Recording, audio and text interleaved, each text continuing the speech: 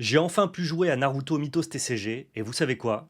C'était trop bien. Alors quand je dis jouer, c'est pas tester le jeu, parce que ça, tester le gameplay, on l'avait déjà fait avec PL, et on vous en avait parlé dans le podcast Multi-TCG. Non, cette fois-ci, j'ai cherché sur internet des decklists compétitives pour essayer de monter le meilleur deck possible, et partir sur le simulateur pour jouer compétitivement. Quand je dis jouer compétitivement, c'est pas vraiment qu'il y a de l'enjeu, c'est plutôt pour dire qu'on a joué des decklists construites, et non pas des intro decks ou du scellé. Dans cette vidéo, je vais vous présenter le deck que je vais jouer et ensuite, je vous ai record quelques games sur le simulateur. Et enfin, en dernière partie, je donnerai mon avis sur le jeu. Voilà, ça vous permettra, si jamais vous suivez Naruto Mythos TCG de loin, de voir un petit peu ce que ça donne une fois qu'on a les cartes en main. Avant d'avancer dans la vidéo, je vous laisse mettre votre meilleur pouce bleu, vous abonner à la chaîne et participer dans l'espace commentaire. Vous pouvez également dérouler la description pour nous rejoindre sur tous nos réseaux sociaux. Et j'en profite d'ailleurs pour vous rappeler que je suis présent sur Instagram régulièrement. Si jamais vous aimez le contenu TCG, notamment sous le prisme de la collection, ce qu'on fait un petit peu moins sur YouTube, mais qui pour le coup est très présent sur Instagram, eh bien je vous laisse aller suivre mon compte Val_labelcard. J'essaye de poster régulièrement, comme en témoigne cette page d'accueil. Un gros big up à GameGenic et Card Nexus qui nous soutiennent sur l'année 2026. GameGenic pour protéger vos cartes, évidemment, le meilleur partenaire accessoire, merci à eux de nous soutenir. Et Card Nexus qui est votre gestion de collection tout en un, qui vous permet de lister sur le site tous vos TCG et peut-être bientôt Naruto Mythos d'ailleurs, on l'espère en tout cas. On a une marketplace qui est liée au site qui vous permet de mettre en vente des cartes de votre collection directement, un scanner avec une application mobile qui vous permet de scanner toutes vos cartes. Globalement, si vous jouez au TCG, vous avez besoin de Card Nexus. Il est temps qu'on puisse opposer une petite concurrence à Card Market. Maintenant, assez bavardé, je vous laisse directement avec la vidéo. Bon visionnage. Allez, on est parti pour du petit Naruto. Hop, on va commencer juste d'abord par présenter le deck que je vais jouer. Je pense que ça peut être sympa. Je vous montre le deck en physique que je vais jouer parce que c'est toujours plus cool de voir des vraies cartes. Là, on va jouer sur un simulateur. Mais ce qu'on aime par-dessus tout ici, ça reste le carton. J'ai pas fait encore de game compétitive. Pour l'instant, la seule expérience de jeu que j'ai avec Naruto Mythos TCG, eh bien, c'est les intro packs que l'éditeur a bien voulu nous envoyer. On a pu tester avec PL. On a trouvé le core gameplay assez sympa. Là, l'idée maintenant, ça va être de voir ce que donne le jeu compétitivement. Donc tous ceux qui sont très bons à Naruto sur le chat, n'hésitez pas à me donner votre avis, à me conseiller sur mes plays. Donc, je sais plus ou moins ce que font mes cartes, je sais plus ou moins ce que veut faire le deck, mais je ne l'ai pas encore joué, donc la présentation sera évidemment sommaire et surtout pas spécialement experte. Les 3 missions, on va jouer Sauvetage d'un ami qui nous permet de piocher une carte quand on remporte la mission, Examen Chunin qui dit en effet classique que tous les personnages ont +1 d'attaque si jamais ils sont non cachés dans cette mission. Et on a Tendre un piège qui, lorsqu'on score la mission, nous permet de mettre une carte de notre main comme personnage caché dans n'importe quelle mission. Voilà. Ça, c'est les 3 missions que je vais jouer. Vous savez qu'on va tirer aléatoirement entre les missions de mon adversaire et les miennes, donc c'est pas dit qu'on les joue à chaque fois. Au niveau du deck que j'ai décidé de jouer, je l'ai appelé Gaara de Konoha, parce qu'on va jouer globalement une base Team 7 et une base Gaara, qui vont être donc les personnages de base sur lesquels on va chercher à faire des upgrades pour arriver jusqu'à nos boss monsters. On va dire que ça prend à peu près la moitié du deck, et l'autre moitié du deck est dédiée à ce qu'on appelle les staples génériques qu'on va vouloir jouer dans un peu tous les decks. Donc il y a des cartes vraiment, vous allez voir, Shikamaru, Kiba, Shino, qui sont des staples qu'on veut jouer un peu partout, tonne. Donc l'idée, la construction d'un deck Naruto pour l'instant, c'est choisissez une base de boss monster que vous allez donc du coup upgrader. Donc vous avez les supports altération, ceux qui font la transition entre le boss monster et le support de base, et votre boss monster, vous en avez 2 à 3 par deck, et l'autre partie c'est vraiment les staples génériques un peu communs à tous les decks. Donc là on va commencer par les boss monsters que j'ai choisi de jouer, donc Naruto Uzumaki et donc la version Secret qui nous permet de faire de la gestion de board.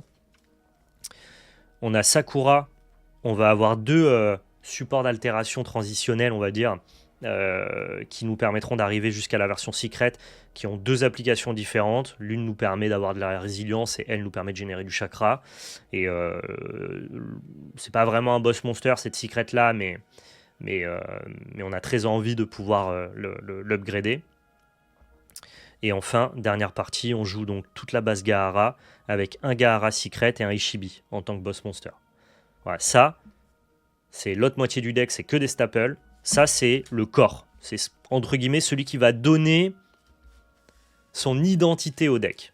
Donc, Naruto, Sakura, Gaara. On aurait pu jouer Naruto, Sakura, Sasuke, ou Sasuke, Sakura, Gaara, ou Gaara, Naruto, ou Gaara, Sasuke, Sakura, pardon. L'idée, c'est que on peut pas jouer plus de 3 identités. Si on en voulait une quatrième, ça aurait pris trop de place par rapport aux autres cartes un peu staple génériques. Donc il a fallu faire des choix et je suis parti sur ce choix-là. Donc ça fait 5 secrets dans le deck. Une Gaara, 2 Sakura et 2 Naruto.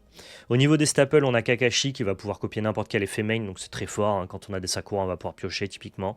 Le Tonton qui est un générateur de chakra gratuit. Le Shino qui va pouvoir se révéler gratuitement si notre adversaire a un personnage jutsu dans la mission, ce qui est quasiment tout le temps le cas. On a Jirobo qui est juste une pile de stats. Kiba qui est une gestion polyvalente. Kabuto qui nous permet de faire un petit peu de résilience et qui peut s'upgrader sur ce Kabuto-là qui fait de la gestion. Et ça, c'est un espèce d'après-vous qui va permettre à l'adversaire de jouer avant nous, de nous faire piocher une petite carte et de générer du chakra supplémentaire.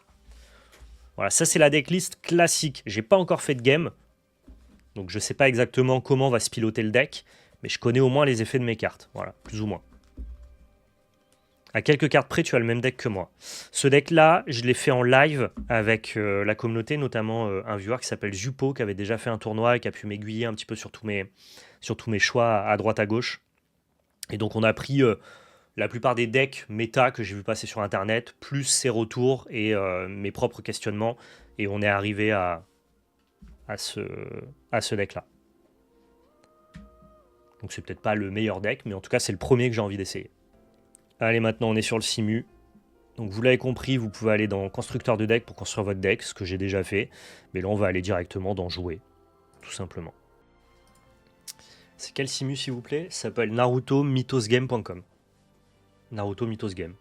Tout simplement, tout collé, tout simple. Et il est de fort bonne qualité, franchement. Bon allez, vas-y, on va créer un salon. Si quelqu'un veut venir, on attend un adversaire. Et c'est créé par Hidden Lab, visiblement. GG à Hidden Lab. Ok, c'est parti, on a trouvé un joueur. On va essayer de pas faire n'importe quoi, c'est nous qui avons l'edge. Why not? Why not, why not? Ok, on peut commencer par une Sakura qui piochera pas, mais on a déjà l'upgrade. Et on pourra directement Kiba. Je l'aime relativement bien, cette main.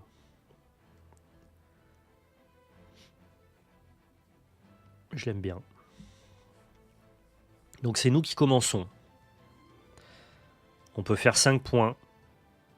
Ce qui a l'air très correct.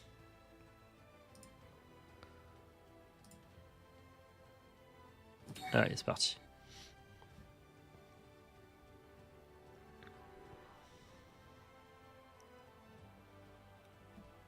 C'est bizarre de piocher même quand tu commences.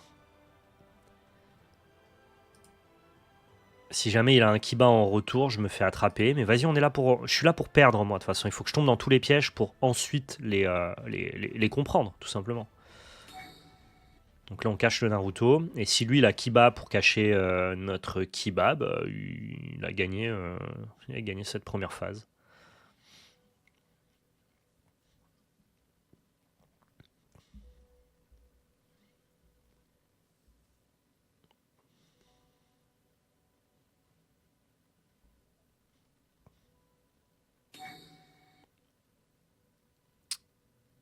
Ah, d'accord.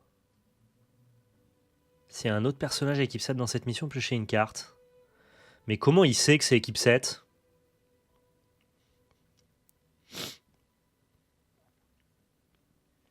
S'il a Kiba, tu peux juste passer et gagner la mission quand même? Bah non, parce qu'il aura Kiba face à Sakura, donc il aura gagné la mission en termes de patates. Ça marche avec les Sakura de ton côté. Merci Rek, ok, intéressant. Bah du coup on va passer, on aura gagné la mission et let's go. Hein.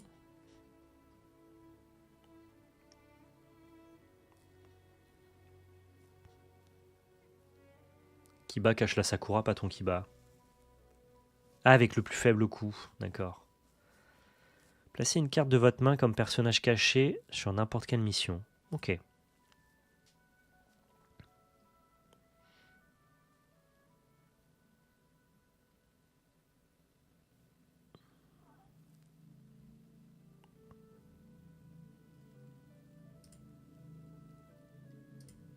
Ça me paraît bien d'avoir un Shino qui est setup pour quand il retournera son Naruto. Donc ça nous permet de piocher une carte si jamais on gagne. Trop bien. Et j'ai 8 de chakra lui aussi. C'est moi qui ai l'edge, donc ça veut dire que c'est moi qui dois commencer. Ah non, putain, ils sont pas jutsu pour l'instant. Ok, donc ça marche pas ce que je voulais faire. Je peux commencer juste par un petit Gaara, tranquille à la cool. Ou alors faire direct un upgrade. Direct un upgrade, quoi. Alors, on peut peut-être un peu attendre. Tranquille Gaara à la cool. J'ai pas mes Tonton et mes Shikamaru pour faire des après-vous.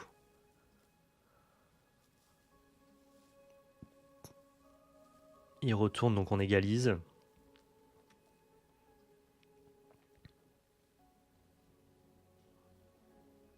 Ah, c'est là où j'ai envie hein, d'upgrade maintenant, quoi.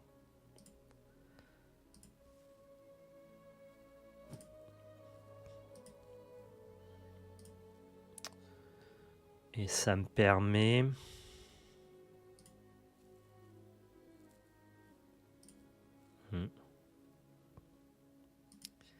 Ça coûte 4 de moins, c'est ça, et j'ai 2 de chakra, donc je peux jouer ce que je veux.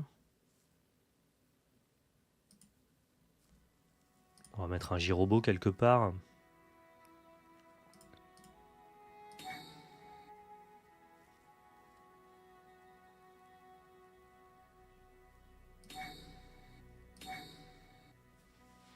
Ça me paraît ok.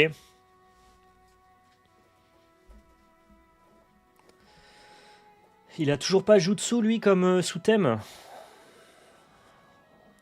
Eh ben, on va perdre cette mission, je crois. Hein. On va perdre cette mission. Ce qui m'arrange pas des masses. Pour être franc, il a encore 3 de chakra et la main pleine.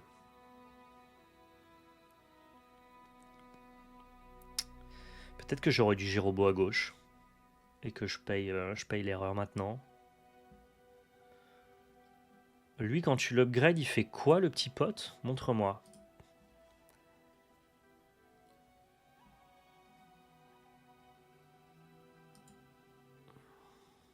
Ça marche pas de ouf.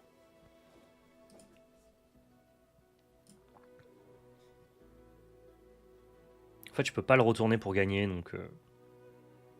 Vas-y, on va passer, c'est pas grave. Enfin, je vais quand même cacher un personnage, je pense.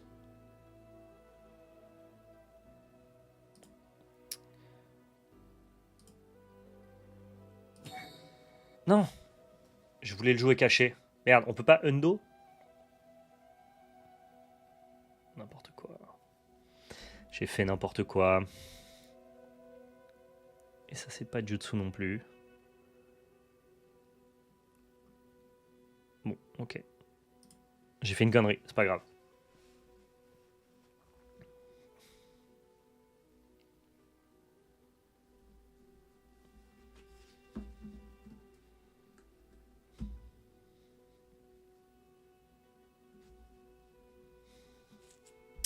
Ok, on gagne cette mission, donc on va piocher des cartes. On est à 6 à 3 en termes de score. Donc on a pioché 2 cartes en début de tour, plus notre carte ici, Rescue a Friend. Et comme on a l'edge, c'est à nous de jouer en premier. Ok. Il a caché une carte là-bas. Soit. Lui, il nous dit que si le personnage au-dessus de la pile il a 3 ou moins, on peut le jouer. Et lui, il nous dit...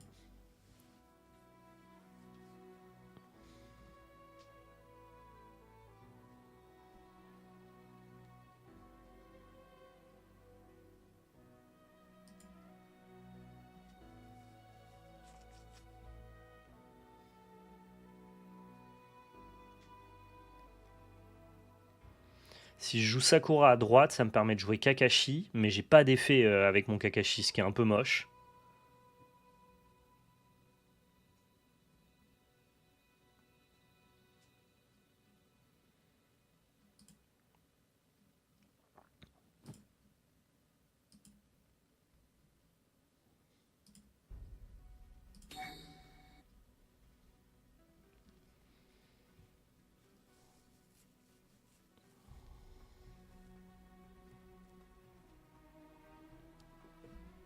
Ah, lui, il a un jutsu. Enfin! Défausser la carte du dessus d'un personnage ennemi amélioré en jeu. Ok. Donc il peut démorpher, on va dire, mon gars. Ça me va. Sauf que moi, je peux enfin retourner ça.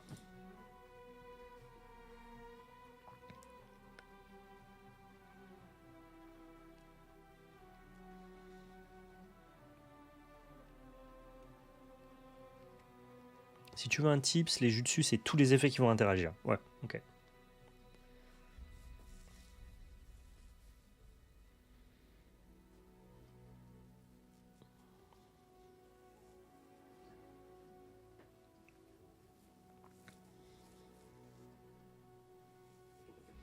C'était des Sasuke qui étaient cachés, ça marche. Qui joue vraiment full team set, il doit jouer Sakura, Naruto, Sasuke, Kakashi. Oula, qu'est-ce qu'il raconte lui? Tu le déplaces où tu veux. Et en plus de ça, en effet main, tu caches un perso amélioré. D'accord.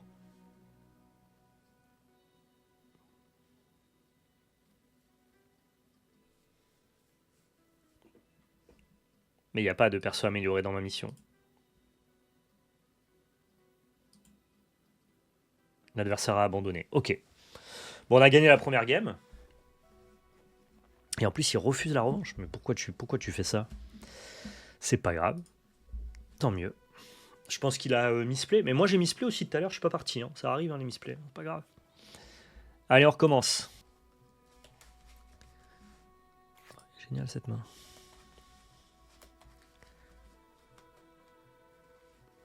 C'est lui qui a l'edge. Il a commencé avec ça. Ok.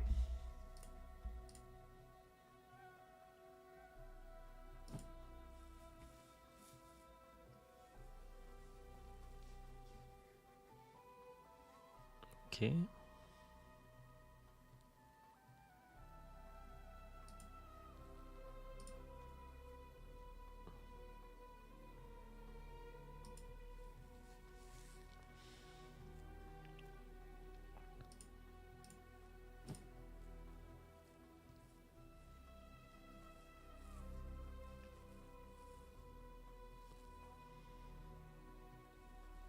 Ah, il fera 6 alors que moi, je ne ferai que 5.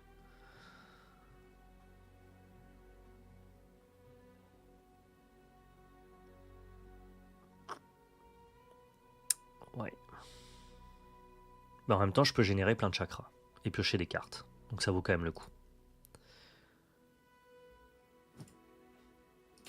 On pioche. C'est quoi ça? Waouh, ça fait énormément de stats. Et calmos. Calmos là. J'upgrade, hein. On y va, hein.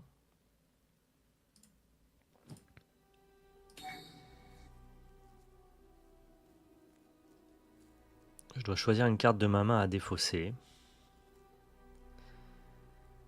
Et ça m'a l'air d'être celle-là qui va partir. Quoique si je défausse... Ah non, je peux upgrade ça. Ça me coûtera 1, puis 3 pour jouer Kiba. Je crois que c'est Kiba qui part.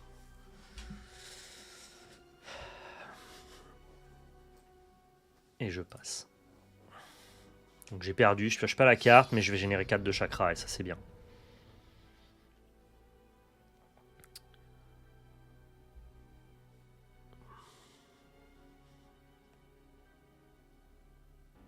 Ok, il commence avec Akamaru, s'il n'y a pas de Kiba, tu le renvoies dans ta main. Ok. Mais il vient pour 2 à 1, c'est pas mal.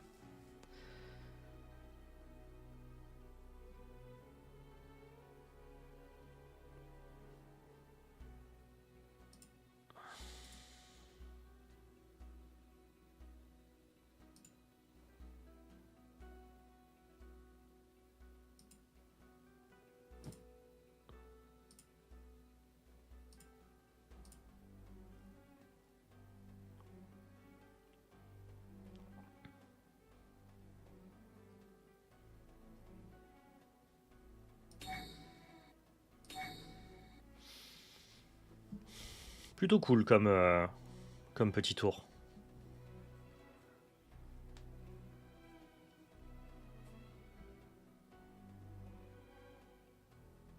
Ok, il le rejoue. Ça fait 9-9. Est-ce qu'il y a un personnage Jutsu en face? Oui. Donc on peut jouer ça gratuitement.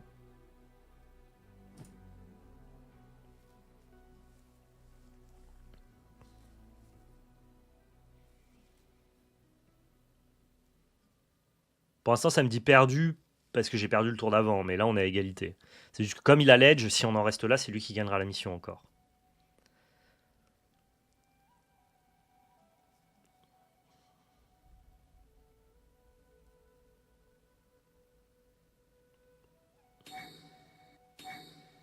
Il a upgrade.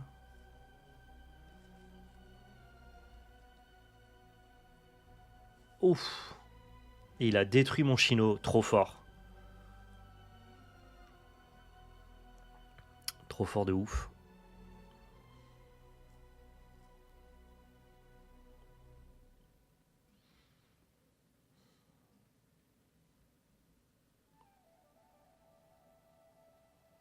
Purée, c'est dur. Hein. Purée, c'est dur.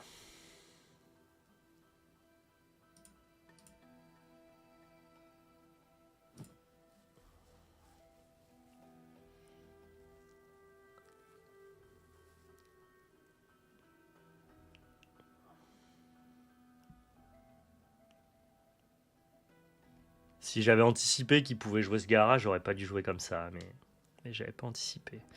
Il a fait quoi? Il a mis une carte face cachée sur la mission 1.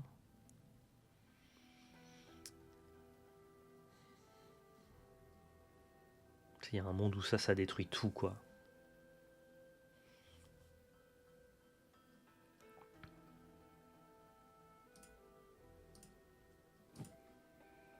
On va draw. Ok. Shikamaru, pourquoi pas.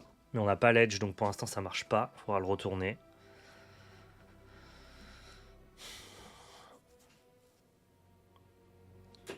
« 15.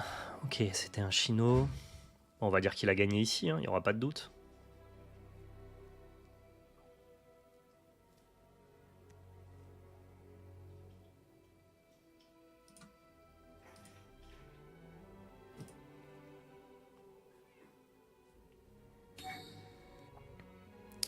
Vainqueur un personnage caché. Non, mais c'est pas possible. Je me suis fait attraper je suis tombé dans tous les pièges de l'oppo. C'est une folie, ça. Et en plus, là, il match maintenant. Il a un chakra pour venir gagner, même si je prends l'edge.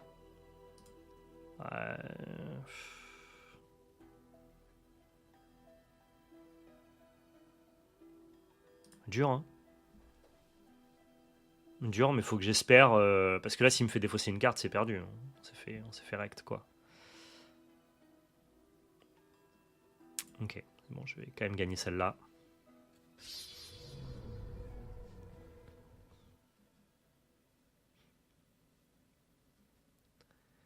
Je vais quand même gagner celle-là.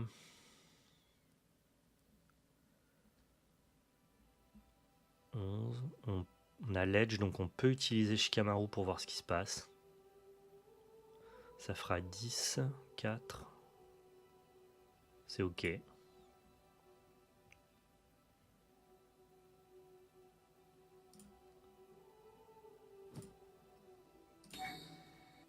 Voilà. Il joue un Tonton.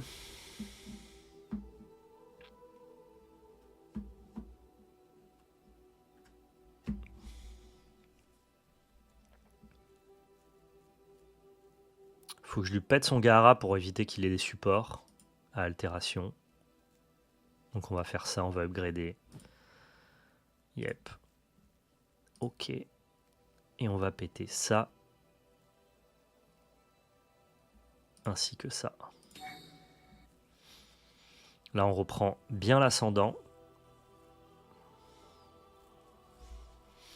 Et pour l'instant on gagne sur toutes les missions sauf celle-là. Mais à égalité, tant qu'on a l'edge, c'est nous qui la gagnons aussi.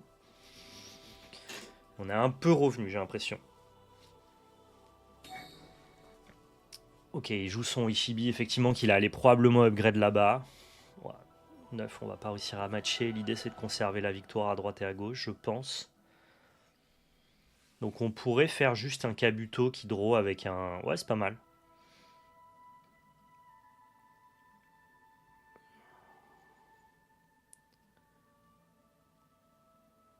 On fait un Kabuto ici qui joue un Shika qui draw, c'est pas mal, j'aime bien.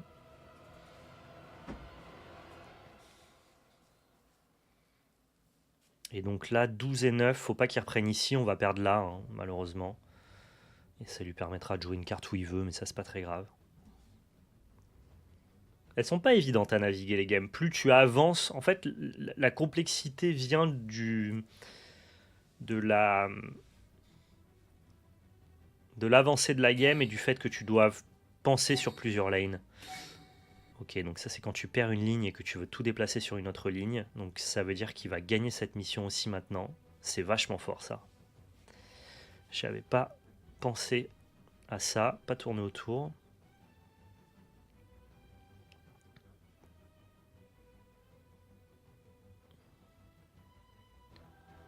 Mais je peux gagner comme ça. Parce que ça me coûte 1 d'évoluer et de transformer tout le monde.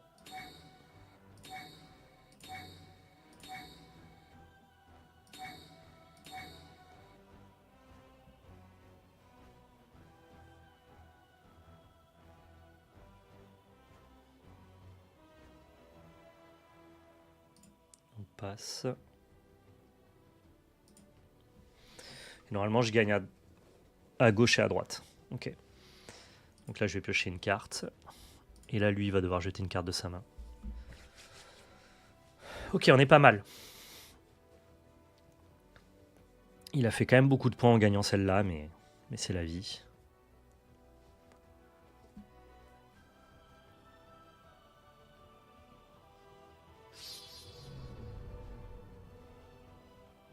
Le son est pas trop fort, hein.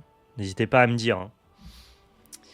Donc là, on passe... On est toujours... Ah ouais, comment se fait qu'on est à 8 et que lui, il est à 9? Putain, il va falloir se bouger quand même. Ah, c'était pas mal ce qu'on a fait quand même.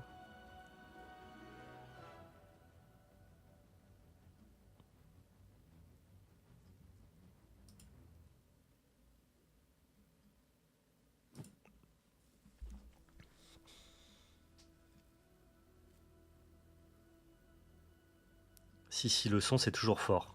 C'est parfait niveau son. Ah bah, dites-moi. Hein. Dites-moi. On devrait la gagner, cette game, non? J'ai l'impression qu'on l'a pas si mal pilotée en plus. Et bisous, ça lui permet de piocher. Ouais, s'il veut juste gagner celle-là en boucle, ça me va. Hein. L'appréciation de chacun. Ouais, je voudrais l'appréciation, la bonne appréciation, quoi. Là, je pourrais bazarder ça et ça. Je crois que ça me va.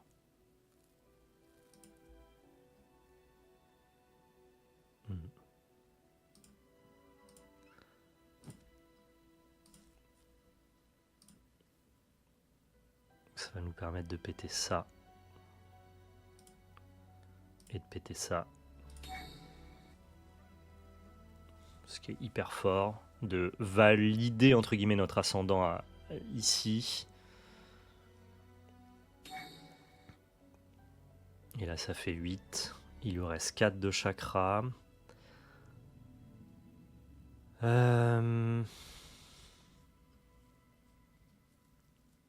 J'aurais pété Naruto pour éviter qu'il fasse la même. Ouais, bon là il peut plus le faire, mais effectivement il y avait peut-être un monde où j'aurais pu enlever le Naruto. T'as raison, je suis d'accord avec ça. Il pioche une carte, il remonte quand même pas là. J'ai un play, c'est 6 pour essayer de gagner. Mais s'il y a 2, il peut jouer n'importe quoi qui fait 2 de patates, je gagne pas.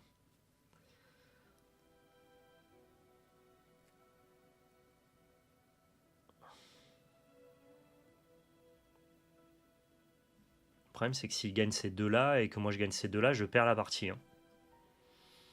Ah, c'est quoi le bon play là? Je sais pas. Ça doit être un mana upgrade sur Sakura ici, je pense, pour commencer. Et ensuite on voit.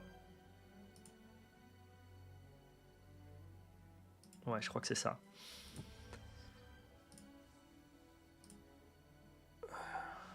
Ah, c'est pas mal du tout. C'est quoi le truc que j'ai à rejouer? C'est un chino, ça marche pas.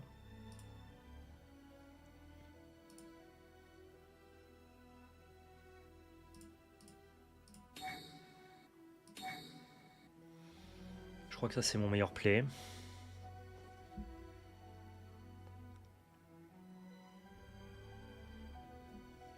Ah mais non, je suis trop con. Ah, je me suis trompé. C'était pas ça qu'il fallait que je fasse. Ah, j'ai fait une erreur. Il fallait justement que je mette le chino ici. Pour pouvoir faire 9 de stats. Plus 4, 13. Ah, je suis trop con parce que je peux pas doubler le personnage avec le même nom. À moins que Ishibi ça passe. Non, Ishibi ça passe en vrai.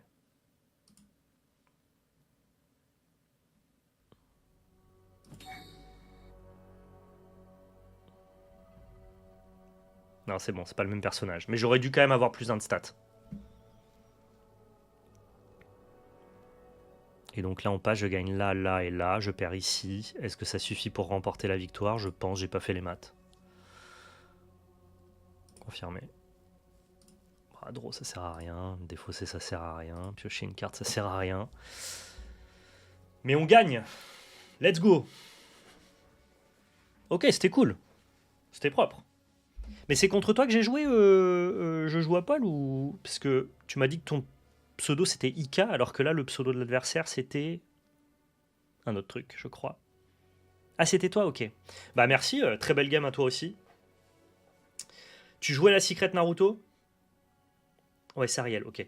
Tu jouais la Secret Naruto ou pas? Parce que je pense que j'ai fait une erreur, enfin une erreur, en tout cas le chat m'a fait remarquer, ils ont raison, qu'au moment où je fais ma Secret Naruto, je bazarde pas ton Naruto face cachée, et j'aurais pu me prendre du coup le retour de flamme, quoi. Non, tu le joues pas? Ok, bon, j'ai fait le bon play sans savoir, alors dans ce cas-là. Il est bien ce jeu. Tu bait, ouais, ok. Tu bait, mais tu joues pas. Franchement, la carte est trop forte, pardon, mais Naruto Secret, c'est la meilleure secret du jeu, de loin, non? Le côté j'arrache un personnage caché et j'enlève des stats, pur et dur. Surtout que le personnage caché, tu peux l'enlever sur n'importe quelle partie du board. Il n'y a aucune secret qui est de ce level-là. Genre, c'est gratuit de jouer Naruto et Sakura. En fait, en gros, tous les decks, après que tu joues Sasuke, Itachi, Gaara, tu choisis tes boss monsters. Mais tous les decks ont envie d'avoir la draw engine de Sakura et la gestion de Naruto. C'est, pour moi, c'est la base. Tu commences ton deck par tous les staples génériques. Kiba, Shikamaru, Tonton, Shino.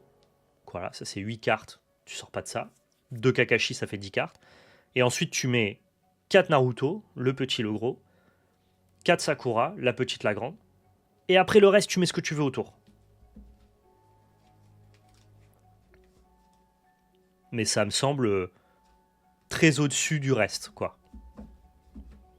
C'était super sympa. Franchement, j'adore le jeu. Je le trouve hyper stimulant. Vous voyez, pour le coup, c'était pas facile pour moi de naviguer dans ces games. Il y a quand même une vraie. En fait, plus la partie avance et plus tu. Cette espèce de multimission qui te demande du coup d'appréhender plusieurs lignes à la fois. Et donc, pour un joueur de TCG comme moi qui vient de Magic, tu sens quand même que t'as pas trop de repères, tu transfères pas. Tu vas forcément transférer des skills de genre de cartes d'un TCG à un autre, qu'importe à quel point les TCG sont différents les uns des autres. Mais disons que là où il y a beaucoup de TCG qui sont un peu des Magic-like, pardon, et qui du coup ont une grosse filiation avec Magic, là Naruto Mito, ça a quand même, il faut le dire, pour lui d'être assez innovant, d'emprunter plus à des jeux, je trouve, comme Mindbug, plus vers le jeu de société, ce qui fait que moi ça renouvelle énormément mon expérience de jeu et que je vais transférer moins de capacités sur Naruto Mythos que sur un autre jeu qui va ressembler plus à Magic. Donc il a quand même cette singularité qui fait que bah, j'ai l'impression de découvrir un truc vraiment frais, vraiment nouveau, avec un core gameplay très simple, mais c'est ce qu'on aime, ça permet à des gens de rentrer facilement dans le jeu, mais avec une vraie stimulation, une vraie complexité dans les games compétitives au fur et à mesure que le jeu avance, parce que tu dois toujours euh, prendre en compte ce que va faire ton adversaire, est-ce qu'il va essayer de gagner cette ligne ou alors se déplacer sur une autre ligne, mais attends, si j'abandonne cette ligne, ça va lui donner tant de points, mais du coup, moi, qu'est-ce que je gagne en mettant plutôt toutes mes ressources sur cette autre ligne?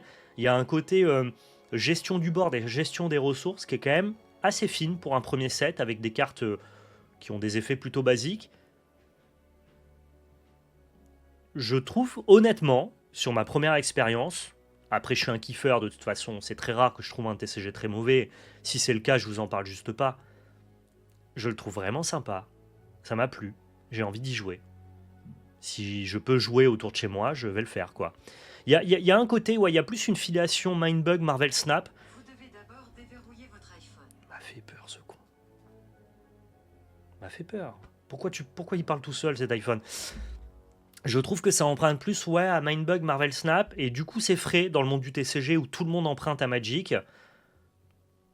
Le jeu est assez novateur pour me donner envie d'aller y mettre des pièces, quoi. Donc est-ce que je pense que ce jeu a un avenir compétitif? Bah ouais, en témoignent les games qu'on a fait, c'est des vrais games, quoi. J'ai dû réfléchir, prendre en compte pas mal de facteurs, et j'en suis qu'au balbutiement du jeu. Il y a probablement, pour les joueurs qui sont déjà initiés, qui jouent régulièrement, beaucoup d'erreurs, d'appréciation, d'anticipation de ce que va faire l'adversaire, de gestion des ressources, qui est assez fine. Est-ce que je joue ma carte face cachée pour récupérer du coup du chakra? Il y a quand même... Il est bien, ce jeu. Il est bien, je le trouve cool. J'ai aimé.